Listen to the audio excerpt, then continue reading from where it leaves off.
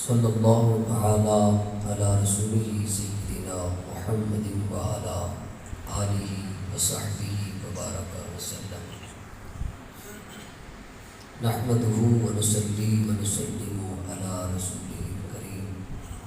اما بعد فاعوذ باللہ من الشیطان الرجیم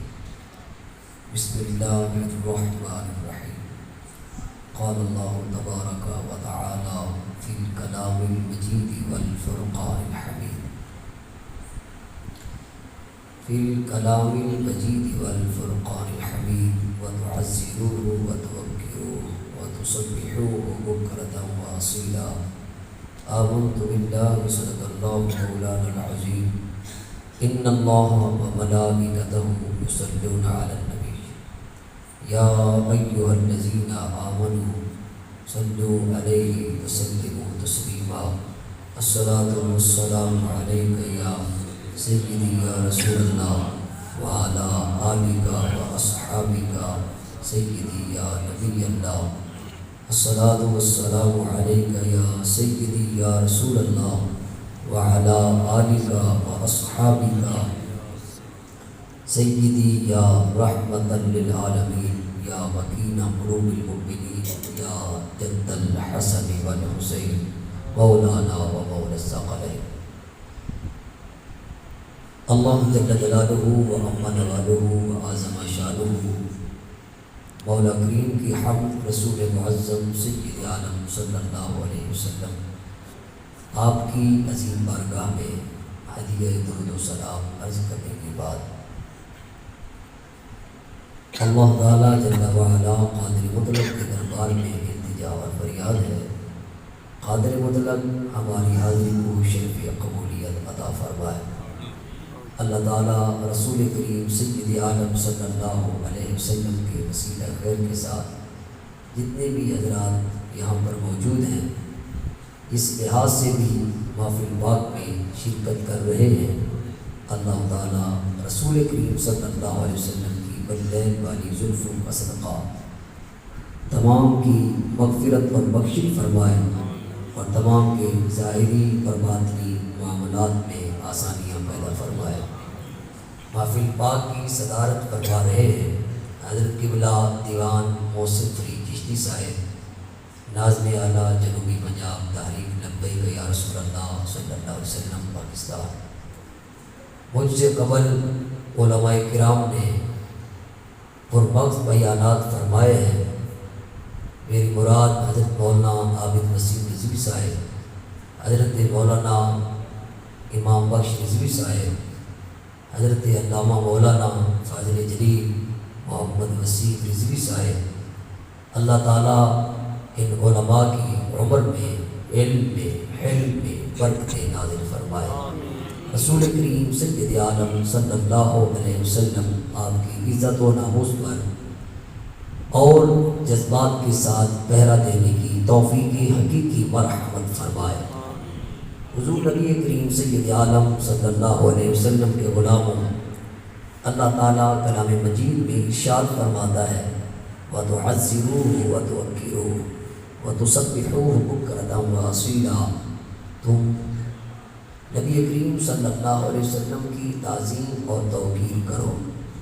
وَتُسَبِّحُوهُ بُكْرَةً وَأَصِيلًا، اور صبح و شام اللہ کے نام کی تسبیح کرو۔ اب اس آیت کریمہ کے مضمون پر غور فرمائیں، اللہ کریم نے اس کی ترتیب کیسے رکھی ہے کہ تعظیم مصطفیٰ، عزت مصطفیٰ، توقیر مصطفیٰ کا جو مضمون تھا اس کو پہلے ذکر کیا اور اپنی تسبیح اور اپنی تحلیل کا بعد میں ذکر فرمایا۔ یہ اس بات کی طرف اشارہ ہے تاکہ کائنات والوں کو پتہ چل جائے اللہ اپنی تسبیح اور تحلیل کو بعد میں رکھتا ہے اور اپنے محبوب کی عزت و ناموس کی بات کو پہلے رکھتا ہے کہ میں تسبیح اور تحلیل، سجدے، تلاوتیں، صدقہ، خیرات، زکاتیں، نوافل جو کچھ تم اعمال صالحہ کرتے ہو میں اس وقت قبول کرتا ہوں جب تمہارے دل میں میرے مصطفیٰ کی عزت آ جاتی ہے، میرے نبی کی عزت اور ناموس پر مٹنے کا جذبہ جب تمہارے دلوں میں بیٹھ جاتا ہے، مستقل اور مستقر ہو جاتا ہے، اس وقت تم میری بارگاہ میں جو تم اعمال پیش کرتے ہو میں رب تمہارے اعمال کو قبول بھی کرتا ہوں، تم پر رحمت کا نزول بھی فرماتا ہوں۔ تو نبی کریم صلی اللہ علیہ وسلم کے غلاموں، اس سے معلوم یہ ہوا کہ عبادات اللہ کی بارگاہ میں قبول تب ہوتی ہیں جب بندے کا رشتہ اور تعلق رسول کریم علیہ السلام کی ذات والا کے ساتھ مضبوط اور مستحکم ہو جائے۔ یہ رشتہ رسول کریم علیہ السلام کے صحابہ کرام رضوان اللہ علیہم اجمعین نے ایسے مضبوط کیا تھا جیسے مضبوط کرنے کا حق ہے۔ ہم زبان سے غلامی رسول میں موت بھی قبول ہے نعرے لگا لیتے ہیں، لیکن جب وقت آتا ہے میدان لگتا ہے تو کوئی تو نعرے کے مطابق حقیقت کا جامہ پہنتے ہوئے وہاں پر پہنچ بھی جاتا ہے اور وہاں جا کر اس خواہش کا اظہار کرتا ہے کہ کاش یہاں پر جان نکل جائے اور یہ زندگی مصطفیٰ صلی اللہ علیہ وسلم کی عزت و ناموس پر قربان ہو جائے، اور کوئی صرف نعرہ لگاتا ہے اور جب وقت آتا ہے تو اس وقت بھاگتا ہے اور کہتا ہے کہیں میری جان نکل نہ جائے اور کہیں میرے بچے اور میری بیوی اور میرا سارا خاندان جو ہے وہ گزر نہ جائے اور ان کو کہیں پریشانی نہ ہو جائے۔ تو رسول کریم صلی اللہ علیہ وسلم کے غلاموں، حقیقت کے ساتھ اس چیز کا تعلق نہیں ہے کہ زبان کے ساتھ کوئی کلمہ ادا کیا جائے اور جب موقع آئے جب وقت آئے تو پھر اپنی جان کو بچاتا ہوا پیچھے چلا جائے۔ میرے شیخ طریقت امیر شریعت حضرت علامہ مولانا خادم حسین رضوی رحمۃ اللہ تعالی علیہ آپ فرمایا کرتے تھے یہ سفر ہے کوئے جانا ہے قدم قدم بلائیں جنہیں زندگی ہو پیاری وہ یہی سے لوٹ جائیں۔ آپ فرمایا کرتے تھے یہ جو راستہ عشق و محبت کا ہے، یہ جو راستہ عشق و مستی کا ہے، یہ جو راستہ رسول اللہ علیہ السلام کے ساتھ وفا کا ہے، یہ تو قدم قدم پر تکلیفیں آتی ہیں، آزمایا جاتا ہے، پتھر برسائے جاتے ہیں، پریشان کیا جاتا ہے۔ بلال حبشی جیسی ہستی کو جلتے ہوئے کولوں پہ لٹایا جاتا ہے اور ان کے پاؤں کے اندر جو کیل ٹھونس دیے جاتے ہیں اور پھر ان سے پوچھا جاتا ہے بتاؤ بلال اب کیا کہتے ہو؟ تو آپ پھر بھی یہی فرماتے ہیں کہ میں جو پہلے کہتا تھا اب بھی وہی کہتا ہوں، یہ جان بھی حضور کے لیے ہے، یہ جسم بھی حضور کے لیے ہے، ہم اس دنیا میں آئے بھی حضور کے لیے ہیں، تم جتنی تکلیف دیتے ہو دیتے رہو، ہم یہ جسم حضور کی ذات پر قربان کر دیں گے۔ اللہ اکبر کبیرہ۔ نبی کریم علیہ السلام کے غلاموں، اسی سلسلہ میں کسی شاعر اور محب رسول نے یہ کہا تھا کہ قربان دل و جانم کیا چیز ہماری ہے، یہ دل بھی تمہارا ہے یہ جان بھی تمہاری ہے۔ کیا کہنے کا مطلب ہے ان کا کہ حضور یہ جان آپ کے لیے ہے، یہ دل آپ کے لیے ہے، یہ زندگی آپ کے لیے ہے، اگر آپ پر یہ قربان نہ ہو تو یہ زندگی کیا ہے آپ کے ساتھ؟ اگر اس زندگی کا کوئی ربط نہ رہے اس کو زندگی کہنا ہی نہیں چاہیے، یہ تو ایک شرمندگی ہے۔ زندگی تو دراصل وہی زندگی ہے جو رسول اللہ علیہ السلام کی عزت و ناموس کے کام آ جائے، جو حضور علیہ السلام کے دین کے کام آ جائے، اور جو زندگی حضور کے دین کے کام نہیں آتی وہ کیا زندگی ہے؟ وہ کوئی زندگی نہیں ہے۔ میرے نبی پاک علیہ السلام کے غلام ہو، یہ ہمیں درس رسول اللہ علیہ السلام کے ساتھ محبت کا جیسے محبت کرنی چاہیے میرے اور آپ کے آقا مولا صلی اللہ علیہ وسلم کے صحابہ نے بڑے اچھوتے انداز میں دیا، اور صرف لفظوں سے بیان نہیں کیا بلکہ وہ کردار عملی طور پر کر کے ہمیں دکھایا کہ لوگوں زبان سے کہنا یہ محبت کی دلیل ہے، ٹھیک ہے، لیکن محبت ایسے ہونی چاہیے جیسے ہم نے اپنے مصطفیٰ سے محبت کا اظہار بھی کیا ہے، اور محبت کے مطابق جو اس نے کہا ہے ویسے ہم نے حضور صلی اللہ علیہ وسلم سرکار کی ذات اعلیٰ و افضل پر اپنی جانوں کے نذرانے بھی پیش کیے ہیں۔ آئیے چلتے ہیں حدیبیہ کے مقام پر۔ امام بخاری نے اپنی صحیح میں اس حدیث پاک کو نقل کیا ہے اور صحیح سند کے ساتھ اس کو نقل کیا ہے۔ اللہ اکبر کبیرہ کہ حدیبیہ کا مقام ہے، نبی پاک علیہ السلام مدینہ طیبہ شریف سے حدیبیہ کے مقام پر تشریف فرما ہوئے، جلوہ افروز ہوئے، اور آپ سید عالم صلی اللہ تعالی علیہ وسلم نے حضرت جناب عروہ بن مسعود رضی اللہ تعالی عنہ آپ کی بات میں وضاحت سے بیان کرتا ہوں، بھائی آپ وہاں پر تشریف فرما ہے۔ امام بخاری شریف اس بات کو ذکر کرتے ہیں اور پوری وضاحت کے ساتھ ایک دو اوراق پر انہوں نے اس حدیث کو تکرار کے ساتھ ذکر کیا ہے۔ کہتے ہیں حضور وہاں پر تشریف فرما ہے اور آپ 5 یا 6 سال کا عرصہ مدینہ پاک میں جب گئے تھے، اس کے بعد 5-6 سال کا عرصہ گزر چکا تھا۔ حضور سید عالم علیہ السلام و تسلیم عمرہ کی غرض سے تشریف لائے تھے۔ جب حضور وہاں پر تشریف فرمائے تو اللہ اکبر کبیرہ، قریش مکہ کو پتہ چلا، انہوں نے کہا کہ نبی رحمت صلی اللہ علیہ وسلم اور ان کے صحابہ وہ تشریف فرما ہو چکے ہیں حدیبیہ کے مقام پر۔ انہوں نے جناب عروہ بن مسعود رضی اللہ تعالی عنہ ان کو کہا، بطور جاسوس بنا کر بھیجا اور دیکھتے ہوئے کہا کہ جاؤ اندازہ لگا کر آؤ وہ اپنے نبی سے کیسے محبت کر رہے ہیں۔ اگر ان کی محبت اعلیٰ درجے کی ہوئی تو پھر یقیناً ہم ان سے جنگ نہیں کریں گے، ہم ان کے ساتھ مذاکرات کر لیں گے، اور اگر محبت میں کچھ کمی محسوس ہوئی تو ہم ان سے جنگ کریں گے اور ان کو یہاں سے زندہ لوٹنے نہیں دیں گے۔ اللہ اکبر کبیرہ۔ امام اپنی صحیح میں اس انداز میں اس کو بیان کرتے ہیں، کہتے ہیں حضرت عروہ بن مسعود رضی اللہ تعالیٰ عنہ ابھی کلمہ طیبہ شریف نہیں پڑھا، وہ وہاں سے چلے اور آ کر بیٹھ گئے، اور بیٹھ کر بیان کیا کرتے ہیں، کہتے ہیں لوگوں میں وہاں پر بیٹھا جہاں رسول اللہ صلی اللہ علیہ وسلم کے صحابہ موجود ہیں، تشریف فرما ہے، حضور درمیان میں تشریف فرما ہے۔ 1400 ایک روایت میں آتا ہے کہ 1500 صحابہ کرام رضوان اللہ علیہ مجمعین حضور کے ارد گرد ایسے بیٹھے ہیں جیسے شمع کے ارد گرد پروانے ہوا کرتے ہیں۔ ایسی محبت کے انداز میں ٹک ٹکی لگا کر حضور کے چہرے اقدس کی زیارت کر رہے ہیں، اور ٹک ٹکی کیوں نہ لگاتے جن کی آنکھوں کے سامنے بدوحا والے چہرے والی سرکار سید عالم صلی اللہ علیہ وسلم تشریف فرما ہو، جن کی قسمیں رب قرآن میں کھاتا ہو، اور جن کے قول کی قسم رب قرآن میں کھاتا ہو، اور جن کی زندگی کی قسم رب قرآن میں کھاتا ہو، اور جن کا سینہ علم نشرہ جیسا ہو، جن کو رب نے اتنا بڑا مقام عطا کیا ہو، تو یقیناً حق اسی حق تھا، ان کے لائق نہیں تھا وہ رسول اللہ علیہ السلام کے چہرے اقدس کو ٹک ٹکی باندھ کر دیکھتے رہتے۔ صحابہ دیکھ رہے ہیں۔ حضرت عروہ بن مسعود کہتے ہیں لوگوں میں نے انداز محبت دیکھا، لیکن یہ انداز محبت تو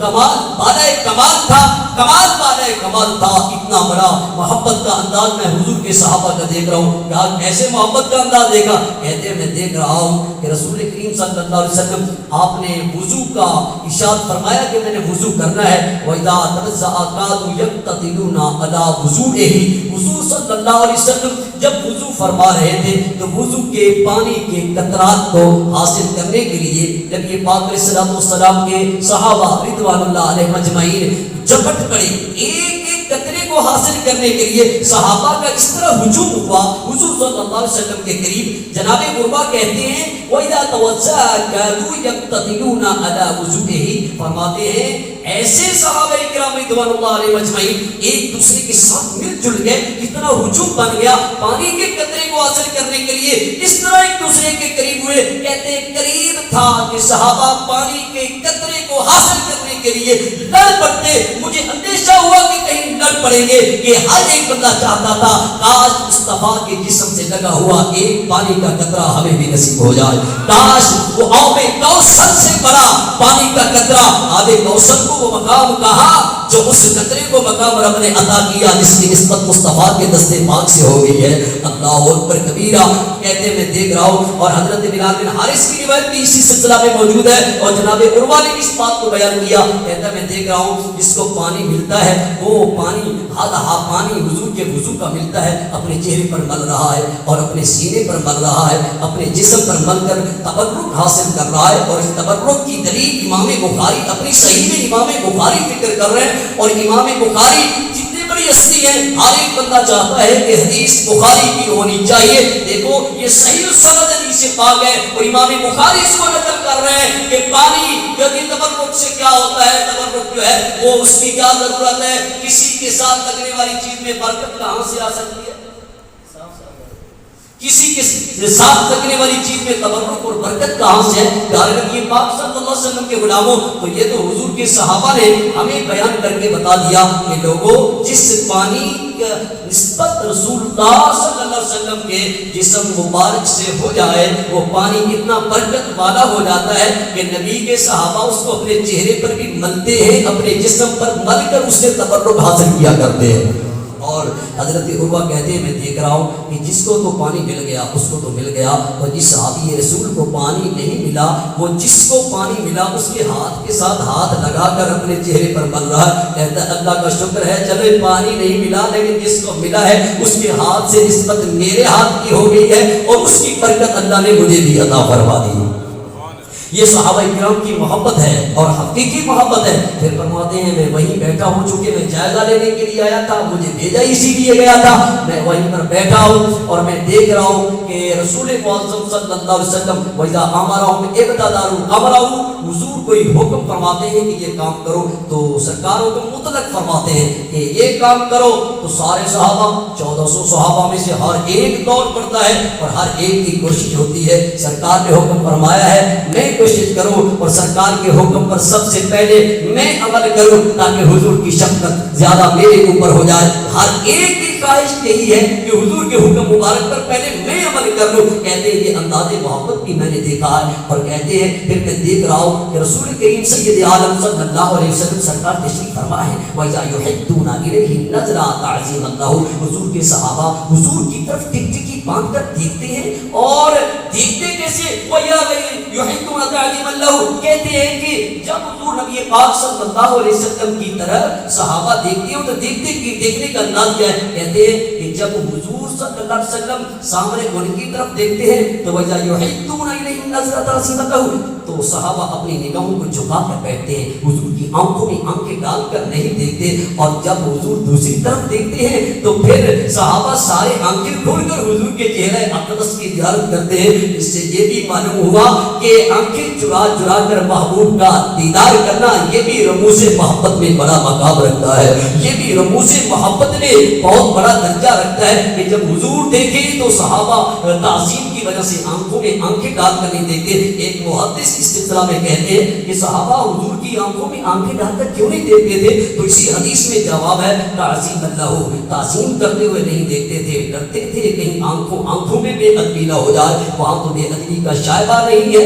وہاں تو سوچا بھی نہیں جا سکتا بے ادبی کا، وہاں تو کوئی بے ادبی کرنے کے لیے آئے تو وہ زندہ نہیں جا سکتا، لیکن پھر بھی ان کا تعظیم کا انداز کتنا چھوٹا تھا اور حضور سے محبت کا کتنا اعلیٰ درجہ ان کے پاس موجود تھا کہ وہ آنکھوں میں آنکھیں ڈال کر دیکھنا بھی بے ادبی سمجھتے تھے، اور جب حضور دوسری طرف دیکھتے تھے تو پھر جی بھر کر حضور کے چہرے مبارک کی زیارت کرتے تھے۔ حضرت عروہ کہتے ہیں میں اس کو دیکھ کر بڑا متاثر ہوا، پھر کہتے ہیں میں دیکھ رہا ہوں کہ وَإِذَا تَكَلَّمُوا خَفَضُوا أَصْوَاتَهُمْ، میں دیکھ رہا ہوں حضور جب کلام کرتے ہیں تو حضور کے صحابہ اپنی آوازوں کو پست کر لیتے ہیں، خاموش ہو جاتے ہیں۔ ایک اور روایت میں لفظ موجود ہے آقا کریم علیہ السلام کی بارگاہ میں صحابہ اس طرح بیٹھتے تھے کہ اگر ان کے سر کے اوپر پرندہ بھی بیٹھ جاتا تو وہ محسوس نہیں کرتے تھے، اور پرندہ بیٹھ بھی جاتا تھا حرکت نہیں کرتے تھے، اتنی حرکت بھی نہیں ہوتی تھی کہ اس حرکت کو پرندہ محسوس کرے اور وہ اڑ کر چلا جائے۔ حضور کی بارگاہ میں اس طرح ہو کر بیٹھا کرتے تھے، آداب کا اتنا بڑا خیال کیا کرتے تھے بارگاہ مصطفی صلی اللہ علیہ وسلم میں۔ اللہ اکبر، کہتے ہیں میں دیکھ رہا ہوں اور بڑا متاثر ہو رہا ہوں، اور کہتے ہیں یہ کلمہ تو نہیں پڑھا تھا لیکن یہ انداز محبت حضور کے صحابہ کا جو دیکھتا جا رہا ہوں میرے دل میں مصطفیٰ کی محبت اترتی چلی جا رہی تھی، میرے دل میں حضور کا پیار اترتا چلا جا رہا تھا، اسلام کا نور میرے دل میں داخل ہوتا چلا جا رہا تھا۔ اللہ اکبر کبیرہ، کہتے میں نے سب کچھ دیکھا، اور دیکھ کر پھر حضرت عروہ بن مسعود رضی اللہ تعالیٰ عنہ جب واپس گئے کفار مکہ کے پاس، توجہ کے ساتھ سنیے گا، اتنا لمبا خطاب نہیں کرنا چاہتا۔ امام بخاری کی صحیح میں جو حدیث صحیح سند موجود ہے اس کی روشنی میں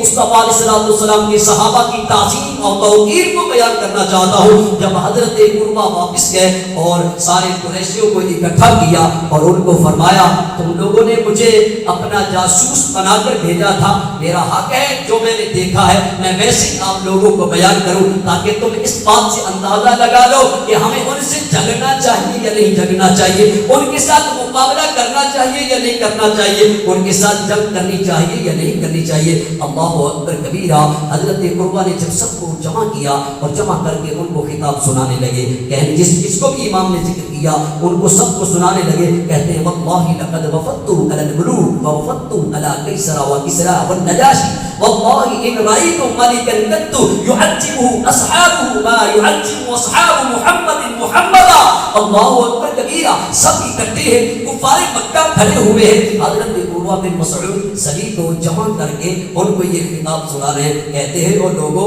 تم نے مجھے بھیجا تھا نا جاسوسی کے لیے کہ جاؤ اندازہ لگا کر آؤ، میں تو دیکھ کر آیا ہوں وہ اپنے نبی کے وضو کے قطرے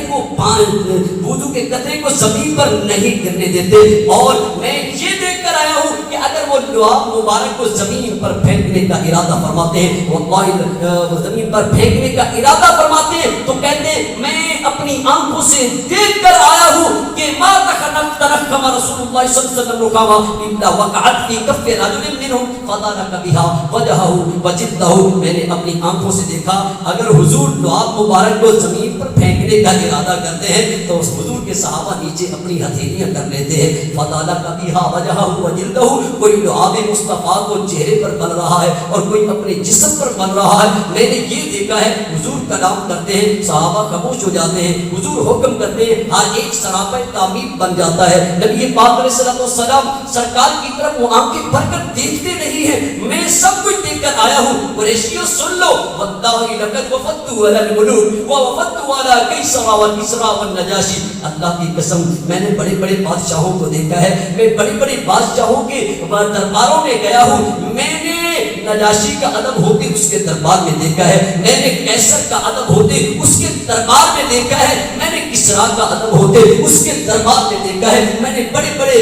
محبوبوں کے محب دیکھے ہیں، میں نے بڑے بڑے مطلوبوں کے طالب دیکھے ہیں، میں نے بڑے بڑے معشوقوں کے عاشق دیکھے ہیں، لیکن اللہ کی قسم جو ادب اور احترام میں نے نبی کے صحابہ کو بارگاہ مصطفیٰ میں کرتے دیکھا ہے، آج تک کسی مائی کے لال کا ایسا ادب ہوتے میں نے نہیں دیکھا ہے۔ اور کہنے لگے بات سن لو قریشیوں، تمہارے ذہن میں یہ خیال گھلتا ہے کہ ہم کیا کریں، ہم ان سے جھگڑ لیں گے، سن لو جو اپنے نبی کے وضو کے قطرے کو زمین پر نہیں گرنے دیتے، جو اپنے نبی صلی اللہ علیہ وسلم کے لعاب مبارک کو زمین پر نہیں گرنے دیتے، تم کیسے سوچ سکتے ہو وہ مصطفیٰ کے خون کو میدان جنگ میں گرنے دیں گے؟ کیسے برداشت کریں گے؟ حتیٰ یقیناً کسی صورت میں بھی ایسے نہیں ہو سکتا۔ اور ساتھ یہ بھی بیان کر دیا جناب عروہ بن مسعود نے، اور ذہن میں رکھنا جب تک ان کا رشتہ اپنے نبی سے ایسے مضبوط رہے گا تب تک کوئی بھی دنیا کی طاقت ان کو ہراساں نہیں کر سکتی، ان کو ڈرا نہیں سکتی، ان کو شکست نہیں دے سکتی۔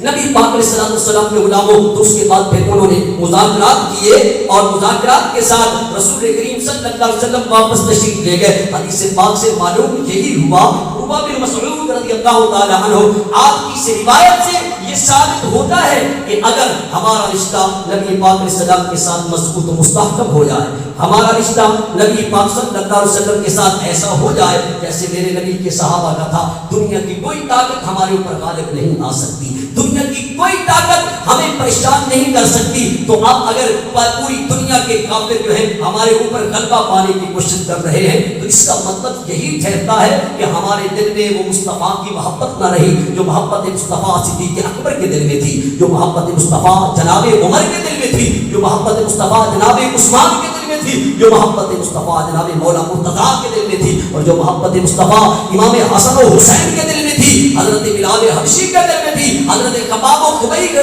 حضرت خباب اور حضرت خبیب کے دل میں تھی، حضرت عمار بن یاسر کے دل میں تھی۔ ہمارے دل میں وہ رسول اللہ صلی اللہ علیہ وسلم کی محبت جیسی ہونا چاہیے تھی، وہ محبت ہمارے دلوں میں نہیں رہی۔ حضور کے غلاموں، اگر آج بھی ہم چاہتے ہیں کہ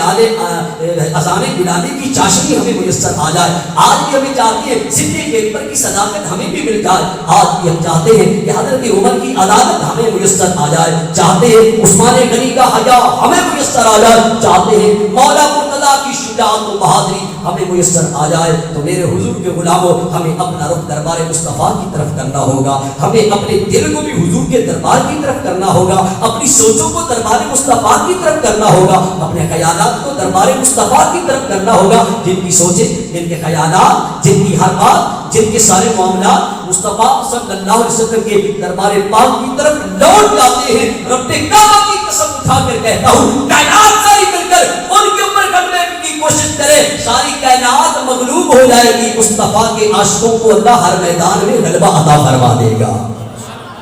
تو اس کے لیے ضرورت ہے ہمیں حضور کے دربار سے لو لگانے کی. دیکھو جب دیکھا نا, انگریزوں نے دیکھا, انہوں نے کہا, علامہ اس کو بیان کرتے ہیں کہ یہ بندے جہاں بھی جاتے ہیں غالب آتے ہیں, جہاں بھی جاتے ہیں غالب آتے ہیں. 60,000 کے مقابلہ میں 30 بندہ نکلے تب غالب آ جاتا ہے,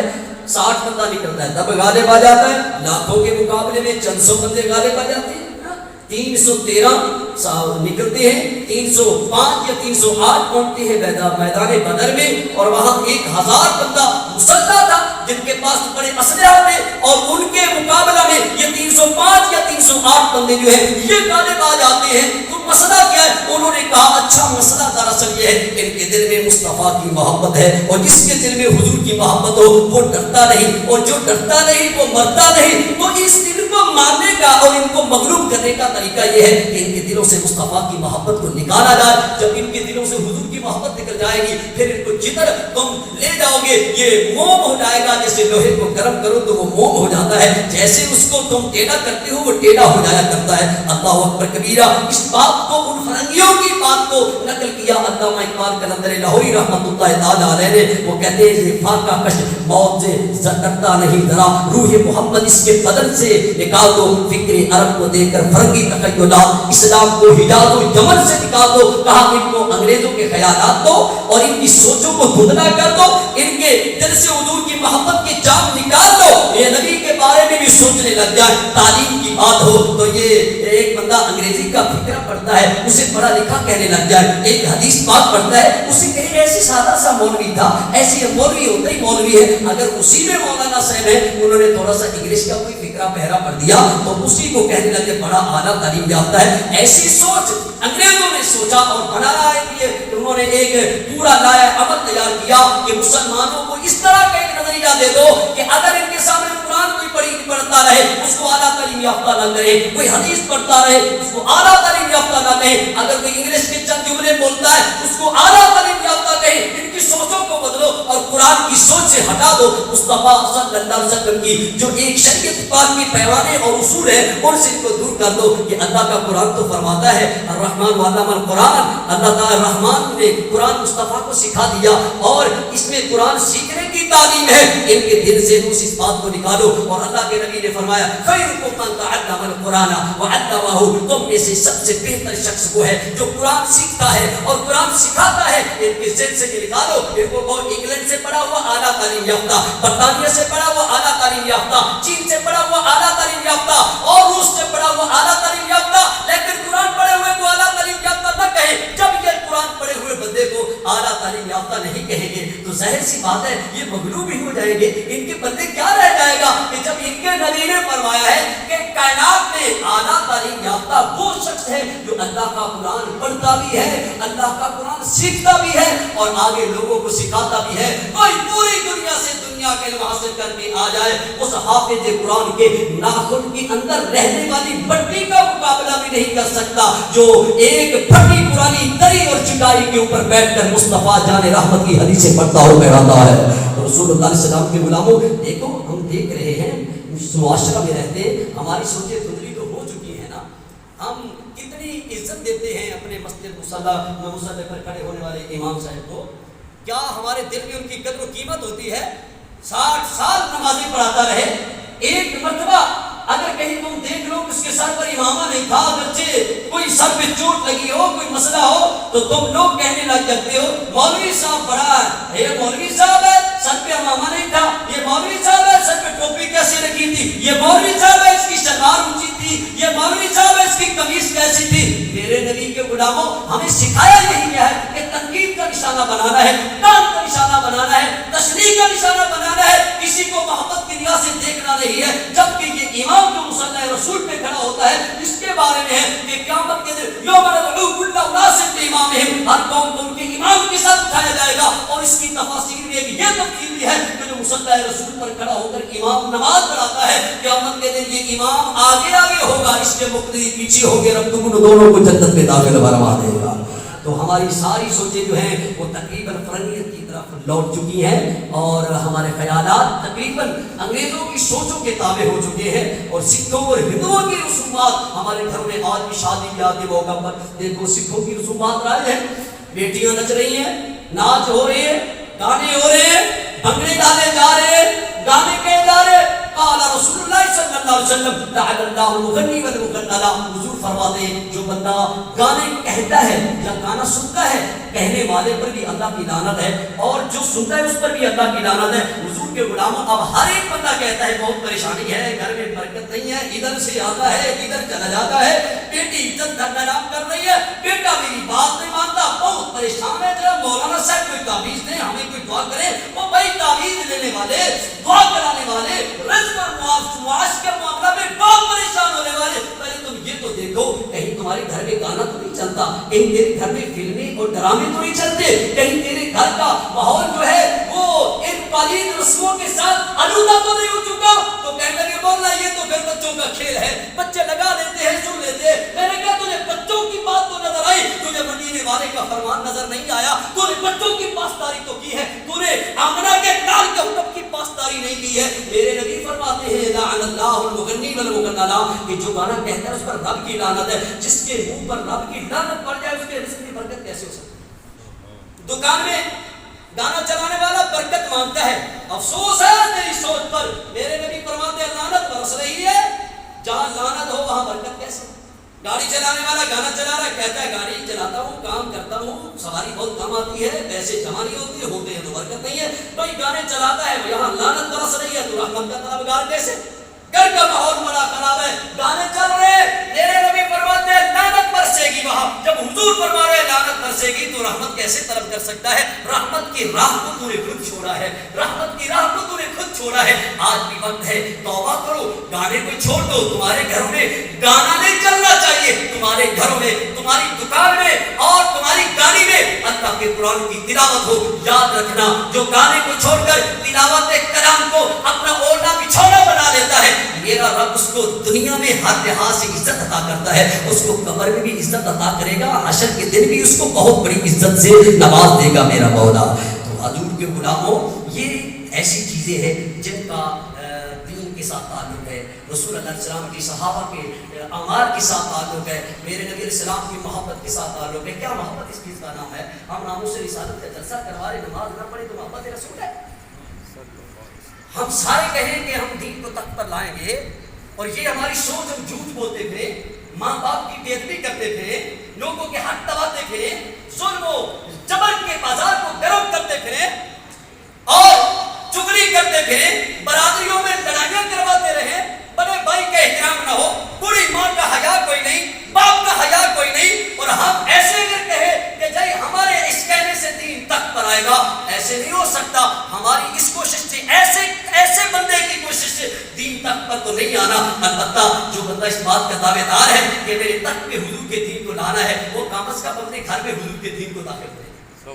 اور جس کے گھر میں نبی کا دین آ گیا تو کیا جب دین آئے گا تو گانا نکل جائے گا، جب گھر میں دین آئے گا رشوت چلی جائے گی، جب گھر میں دین آئے گا جھوٹ نکل جائے گا، جب گھر میں دین آئے گا تو والدین کی عزت بحال ہو جائے گی، جب گھر میں دین آئے گا چھوٹی بچی ہے، بچے ہے، بہو ہے، بیوی ہے، ماں ہے، سارے گھر میں مصلی رکھ کے نماز پڑھ رہے ہیں. میرے نبی کے غلاموں، جس بندے کے گھر میں 5 گانا نماز پڑھی جائے، جس بندے کے گھر میں قرآن کی تلاوت ہو، جس بندے کے گھر میں مصطفیٰ جان رحمت کی نعتیں پڑھی جائے، جس بندے کے گھر میں پورے معاملات سب ترک ہو جائے، اس کا مطلب ہے اس کے گھر میں دین آ گیا. تو ایسے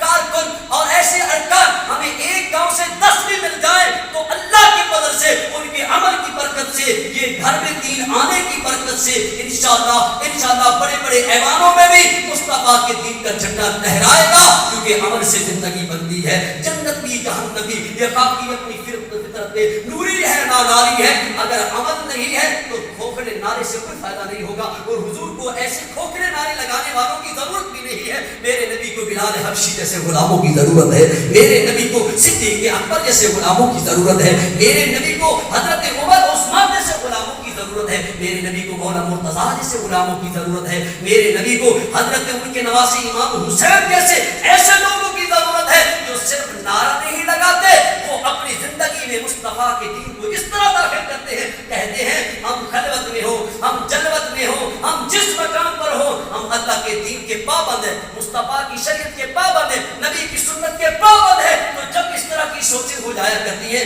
میرے حضور کے غلاموں، پھر انقلاب آ ہی جایا کرتا ہے. تو انقلاب کے لیے ضروری ہے کہ ہم اپنی زندگیوں میں انقلاب کو برپا کریں. انقلاب کے لیے ضروری ہے کہ ہم ایک تہیہ کریں کہ ہم نماز کو کبھی نہیں جانے دیں. میرے اور آپ کیا تقریر فرماتے ہیں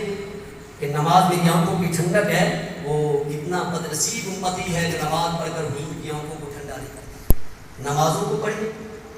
جھوٹ سے ہمیشہ بچیں، کسی کا حق نہ کھائیں،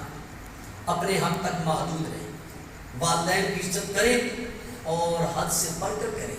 نبی پاک میں سلام فرماتے ہیں ادھر ربی فی الوالی وسخط ربی فی سخط الوالی. فرمایا جس بندے پر والد ناراض ہے اس پر رب ناراض ہے، اور جس بندے پر والد راضی ہو جاتا ہے اس پر رب بھی راضی ہو جایا کرتا ہے. تو یہ جو شریعت پاک کے احکام ہیں، حضور کے فرامین ہیں، ان کے اوپر عمل کرو. تو جب عمل کریں گے تو اس کا مطلب ہے محبت پکی ہوگی. ایسی ہے نا، محبت پکی ہوگی. اور جس کی محبت میرے نبی سے ہے، حضور فرماتے ہیں المرء مع من احب، جو جس سے محبت کرتا ہے قیامت کے دن وہ اسی کے ساتھ ہوگا. ہم اگر ان اعمال کو کر کے قول سے تو کر ہی رہے ہیں نا، عمل و کردار سے محبت کا ثبوت دینا ہے. تو جب ہم اس طرح کی محبت کا ثبوت دیں گے انشاءاللہ قیامت کا دن ہوگا. حضور صلی اللہ علیہ وسلم آپ سرکار کے ساتھ ہمیں اٹھایا جائے گا اور حضور ہاتھ پکڑتے جائیں گے، ہم جیسے غلاموں کو جنت میں داخل فرماتے جائیں گے.